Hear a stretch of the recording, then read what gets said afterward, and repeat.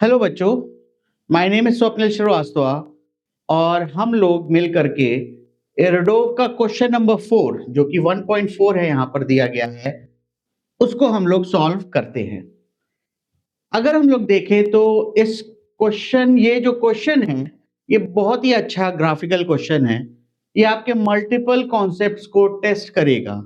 ऐसे क्वेश्चंस हम लोगों ने क्लास में अच्छी तरीके से काफ़ी एंगल से सोच भी रखा है और ऐसे न्यूमेरिकल्स को काफ़ी तरीके से हम लोगों ने डिस्कस भी कर रखा है। मैं यहाँ भी आपको करके दिखाऊँगा कि अगर ऐसे न्यूमेरिकल्स आएँ, तो आप इसको कैसे हैंडल करें। तो अगर हम लोग इस क्वेश्चन को देखें, तो इसमें दिया गया है कि एक पॉइंट है, जो कि रेक्टिलिनियरली एक ही डायरेक्शन में चल रहा है। रेक्टिलिनियरली मतलब स्ट्रेट लाइन में चल रहा है और वो केवल एक फिक्स डायरेक्शन में चल रहा है, वो कभी भी लौट करके नहीं आ रहा है। ठीक है? इस केस में आपने पढ़ा भी होगा कि distance will always be equal to displacement. आप चाहे इस केस में डिस्टेंस बोलो, चाहे डिस्प्लेसमेंट बोलो, वो दोनों सेम ही आएंगे। हाँ, जब डायरेक्शन अलग अलग हो जाता है तो दोनों के अलग अलग मैग्नीट्यूड्स होने लगते हैं। ठीक है? अब अगर हम आगे पढ़ें तो इसमें बोला गया है कि फिगर 1.1 जो कि ये है शोज, ये ग्राफ है जो कि आपको दिख रहा होगा कि ग्रिड के फॉर्म में दिया गया है। और यहां पर अगर हम इसको एक्स एक्सिस ले ले तो यहां पर टाइम दिया हुआ है, ये है सेकंड्स में लिखा हुआ है। और इसको अगर हम वाई एक्सिस ले ले तो यहाँ पे आप डिस्टेंस या डिस्प्लेसमेंट कुछ भी ले लीजिए, वो मीटर में दिया है और वो इस तरीके से है। और आगे बोला गया है the distance s traversed by the point as a function of time t, ये इस तरीके से दिया हुआ है, जो कि डिस्टेंस किसी भी तरीके से किस तरीके से वेरी कर रहा है t के साथ। अब बोल रहा है कि यूजिंग द प्लॉट फाइंड, ये तीन इसमें जो हैं आपके पार्ट्स हैं। पहला, the average velocity of the point during the time of motion.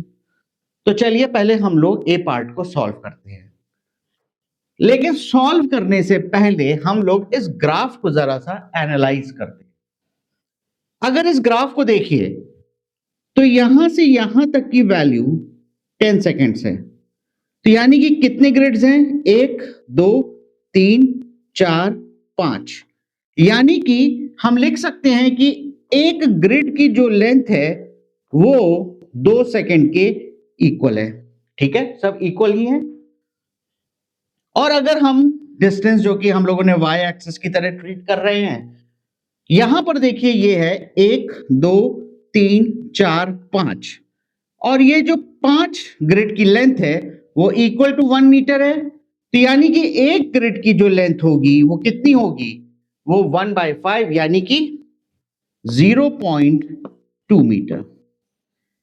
I hope यहां तक बात आपको समझ में आ गई होगी। ठीक है, अब आप गौर से देखिए तो आप देखेंगे कि धीरे धीरे यहां से जो है स्पीड, जो कि स्पीड हम कैसे डिस्टेंस टाइम ग्राफ के उससे फाइंड कर सकते हैं, slope of distance time graph gives the speed. तो यहां पे आप देखिए जैसे जैसे स्लोप बढ़ रहा है स्पीड बढ़ रही है। फिर एक ये मैक्सिमम स्पीड पहुंची है जो कि कांस्टेंट है, और मुझे लग रहा है कि यहां तक ये कांस्टेंट है। इसके बाद धीरे धीरे फिर क्या हो रहा है, स्लोप गिर रहा है। और स्लोप जो गिर रहा है आप देखिए क्या हो रहा है कि स्पीड डिक्रीज हो रही है। और फाइनली जो मुझे दिख रहा है कि जो आपका 20 सेकेंड है, यहां पर आकर के जो पॉइंट है वो स्टॉप हो गया है। ठीक है, पॉइंट स्टॉप हो गया है और यहां से यहां तक का जो टाइम है उसमें ये पॉइंट क्या है, रेस्ट पर है। ठीक है, आप देख लीजिए यहां पे स्लोप क्या हो गया है, 0 हो गया है। और यहां से भी आप देख सकते हैं कि जो 2 मीटर का डिस्टेंस है वो का वही रह गया है। अगर डिस्टेंस ही चेंज नहीं हो रहा है और rectilinear motion in one direction है, तो इसका मतलब वो पॉइंट वहां पर जाकर के रुक गया है। टाइम के साथ डिस्टेंस चेंज हो ही नहीं रहा है। ठीक है, तो अब इसमें बोला गया ए पार्ट में the average velocity of the point during the time of its motion. अब देखिए यहां पर ये जो वर्ड है ये बहुत इंपॉर्टेंट है। जनरली बच्चे क्या करते हैं, यहीं पर गलती कर जाते हैं। अब यहां पे बोला गया है टाइम ऑफ मोशन। अब क्या करते हैं कि यहां पर देखिए टाइम ऑफ मोशन तो यहीं तक है जो कि 20 सेकेंड है, इसके आगे तो वो रेस्ट पर है। लेकिन बच्चे क्या करते हैं कि ये वाला भी टाइम ले लेते हैं और ये वाला डिस्टेंस ले लेते हैं, फिर एवरेज वेलोसिटी या जो भी उनको कैलकुलेट करना है कैलकुलेट करते हैं, तो आंसर गलत आ जाता है। लेकिन इसीलिए मैं बोल रहा हूं कि यहां पर जो टाइम ऑफ मोशन बोला गया है, हमको टाइम सिर्फ यहां तक लेना है, क्योंकि इसके आगे वो है रेस्ट पर, यानी कि उसका मोशन ही नहीं है। तो यहां पर अगर हम ए का सोल्यूशन देखें तो आप देखेंगे average velocity of the point. तो यहां से हम देख सकते हैं कि आप देखिए उसका जो डिस्टेंस या डिस्प्लेसमेंट हुआ है 20 सेकंड में, मोशन के दौरान वो कितना हुआ है, आप ऐसे जाकर के देख सकते हैं वो 2 मीटर हुआ है। और हमें मालूम है कि एवरेज वेलोसिटी क्या होती है, टोटल डिस्टेंस या total displacement upon total time. ठीक है, तो यहां पर जो टोटल डिस्प्लेसमेंट हुआ है वो 2 मीटर है, और समय कितना लिया है उसने मोशन के दौरान, वो 20 सेकेंड है। ठीक है, इसको सॉल्व करेंगे तो ये कितना आ जाएगा 1/10। फर्दर सॉल्व करेंगे तो ये आ जाएगा 0.1 मीटर पर सेकेंड। अब देखिए यहां पर आपके पीछे जो आंसर दिया हुआ है वो सेंटीमीटर पर सेकेंड में दिया हुआ है, तो यहां पर हम इसको लिख सकते हैं 100 से मल्टीप्लाई कर दे तो ये हो जाएगा 10 सेंटीमीटर पर सेकेंड। तो ये हुआ आपका ऑप्शन ए का आंसर। इसको आप एक और तरीके से भी फाइंड कर सकते थे। आप क्या करते कि एवरेज वेलोसिटी के लिए आप यहां से यहां तक अगर आप एक लाइन ड्रॉ कर दे, ठीक है, तो अगर हम यहां पर देखें तो total distance upon total time है ना, आप निकाल सकते थे tan थीटा क्या हो जाता, यहां पर परपेंडिकुलर अपॉन बेस। तो परपेंडिकुलर की लेंथ क्या थी 2 और बेस कितना है 20, तो फिर आप इसको देखिए सेम ही वैल्यू आ जाती और वो आ जाती 10 सेंटीमीटर पर सेकेंड। ठीक है, तो ये हुआ आपका पार्ट ए का आंसर। आगे बढ़ते हैं इसमें और पार्ट बी के आंसर को हम लोग देखते हैं कि कैसे इसको हम लोग सॉल्व कर सकते हैं। तो देखिए यहां पर पार्ट बी में द मैक्सिमम वेलोसिटी। अब जैसे मैंने क्वेश्चन के पहले आपसे डिस्कस किया था कि अगर आप गौर करिए tan थीटा स्लोप बताता है स्पीड टाइम या वेलोसिटी टाइम ग्राफ का, वो क्या होगा tan थीटा आपका स्लोप बताता है, और स्लोप इस ग्राफ का क्या होगा आपको वेलोसिटी बताएगा। ठीक है, और यहां पर वेलोसिटी और स्पीड क्या होगा, वो सेम भी होगा क्योंकि रेक्टिलिनियरली इन वन डायरेक्शन ही मूव कर रहा है। तो यहां से अगर आप देखिए तो अगर आप हर पॉइंट को देखिए तो धीरे धीरे क्या हो रहा है, स्लोप बढ़ रहा है, और जब स्लोप बढ़ रहा है यहां पर आकर के कुछ मैक्सिमम हो रहा है जो कि थीटा बढ़ गया।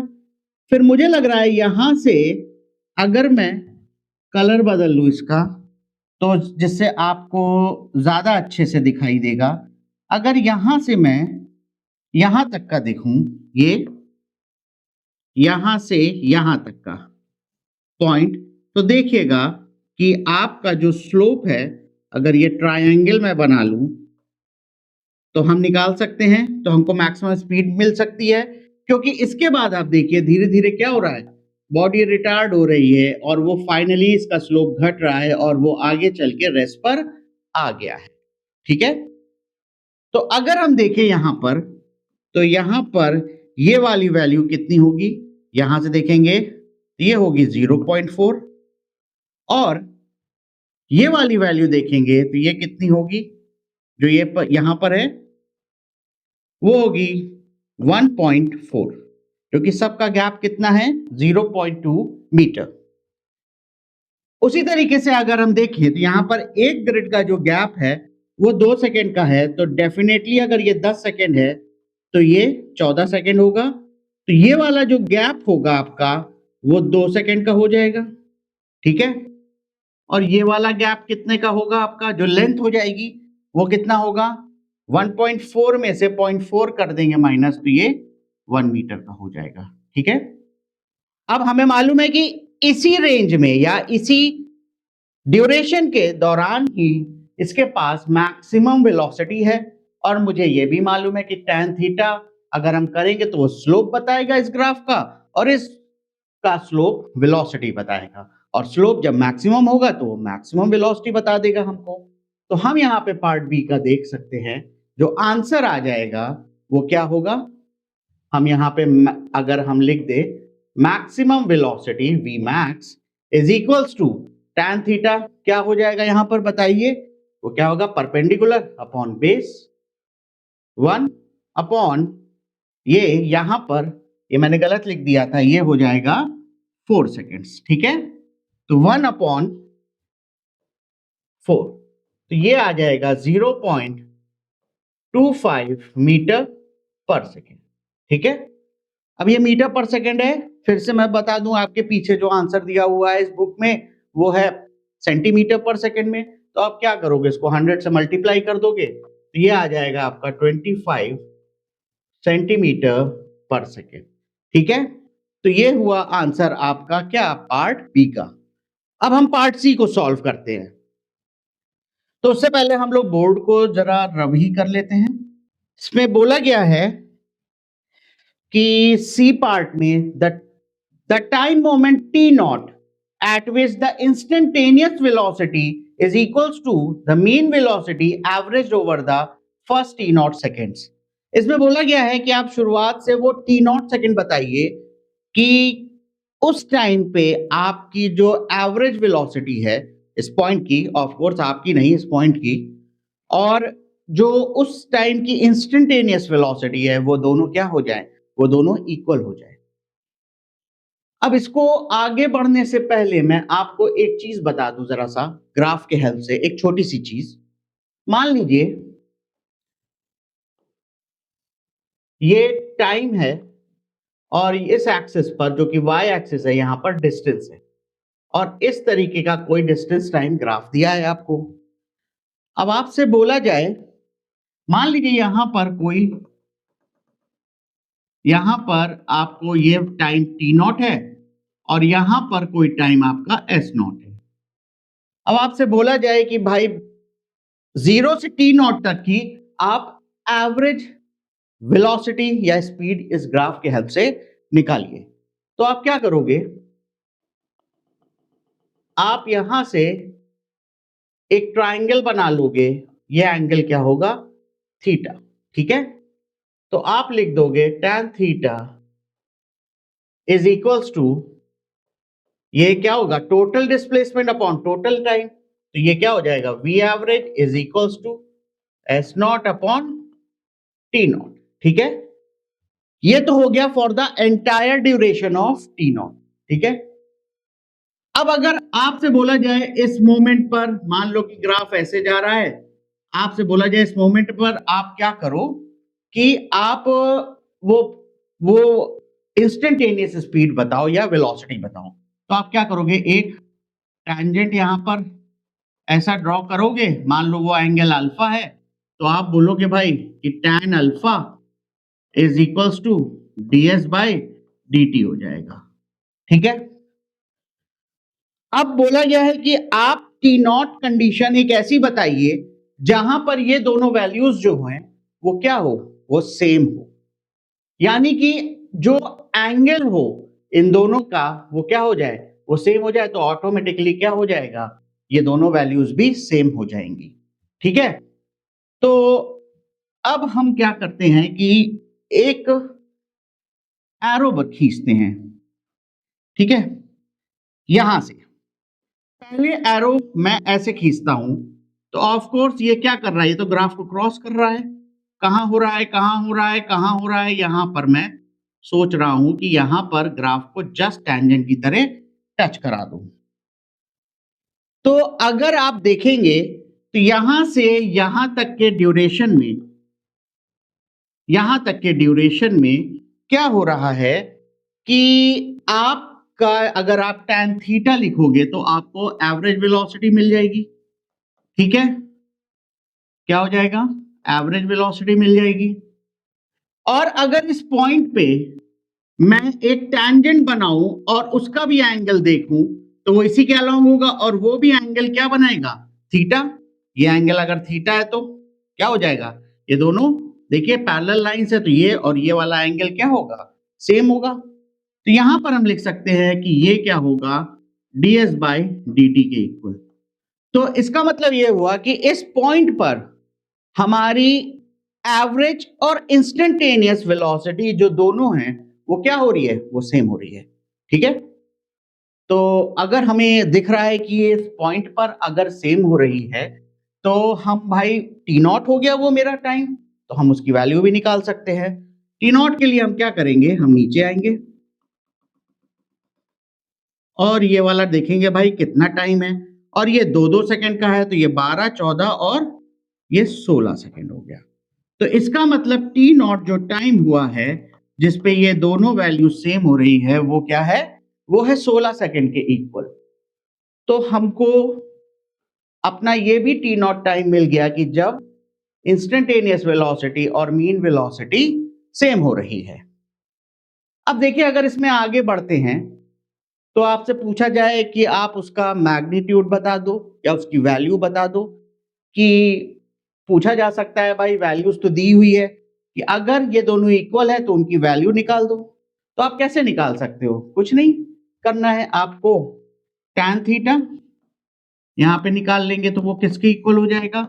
tan theta will be equal to ये वाली लेंथ, ये वाली लेंथ कितनी है भाई? ये 0.2 सेकेंड्स था तो ये डेफिनेटली 1.8 होगा, तो ये हो जाएगा 1.8 अपॉन ये वाली लेंथ जो कि 16 सेकेंड है, ठीक है? यहाँ पर एवरेज वेलोसिटी और इंस्टेंटेनियस वेलोसिटी का यही वैल्यू होगी। अगर आप इसको सॉल्व करेंगे तो ये आपको मिल जाएगा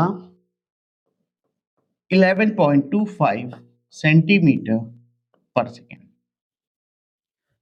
आई होप ये एक बढ़िया क्वेश्चन था, आपको समझ में भी आया होगा। ग्राफ के आपके काफी कॉन्सेप्ट्स में आगे चल के अगर ये क्वेश्चन आप सही से देखेंगे तो हेल्प भी करेगा आपको। ये कई कोचिंग मटेरियल्स में मिल भी जाएगा, लेकिन अगर ऐसे क्वेश्चंस आए तो आप इसी तरीके से इसको हैंडल करिएगा।